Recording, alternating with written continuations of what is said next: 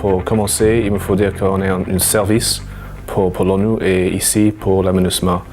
Mais on a 3 rôles principalement.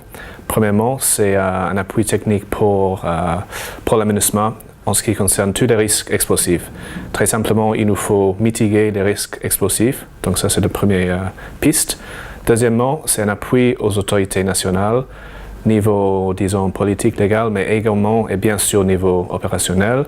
Et troisièmement, le volet humanitaire. Et il s'agit là de coordination d'un nombre de partenaires ONG. Le 1er juillet 2013, bien sûr, la situation ici au Mali était dynamique.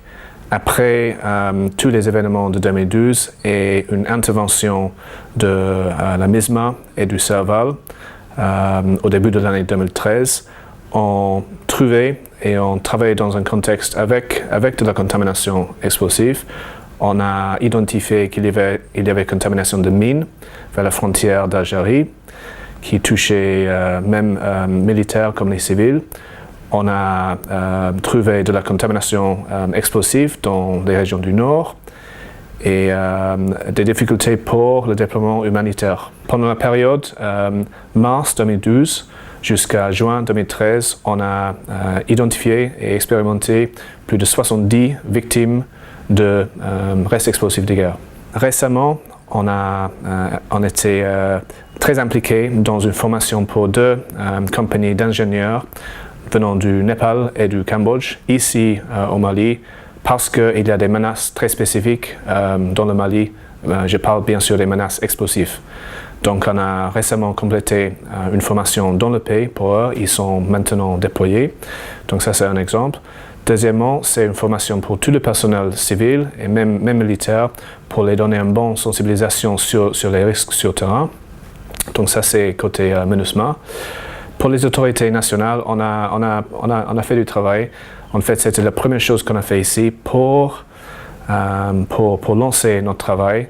C'était important de gagner la confiance pour travailler dans le pays et bien sûr travailler avec les militaires parce que c'est avec eux qu'on a un bon accès sur le terrain. On peut lancer des opérations de destruction avec tout leur aval. Et en plus, la première activité qu'on a fait, c'était une formation pour vraiment contribuer à quelque chose de concret. Et puis même, on a fait des donations des équipements en coordination avec la mission de formation de l'Union européenne pour, comme je dis, vraiment construire une relation, un partenariat avec les autorités nationales.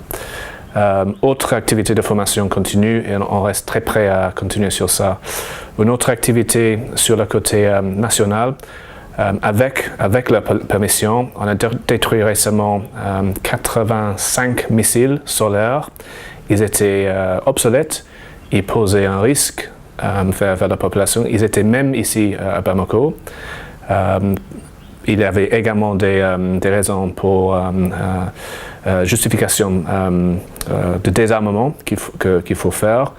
Mais encore une fois, pendant le cours de cette opération, on a formé les éléments de plusieurs institutions, génie, armée de l'air, gendarmerie et police, dans le cours du travail. Et ça, c'est un aspect important pour nous, de prendre les opportunités de former et partager quelque chose avec nos amis maliens.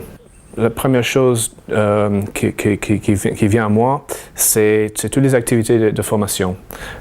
Juste parce que je sais, avec ça, il y aura une capacité résiduelle dans le Mali. Deuxièmement, on a vu clairement une réduction du nombre de victimes, qui sont très souvent les enfants. Donc ça c'est clair, il y a une diminution du nombre de victimes.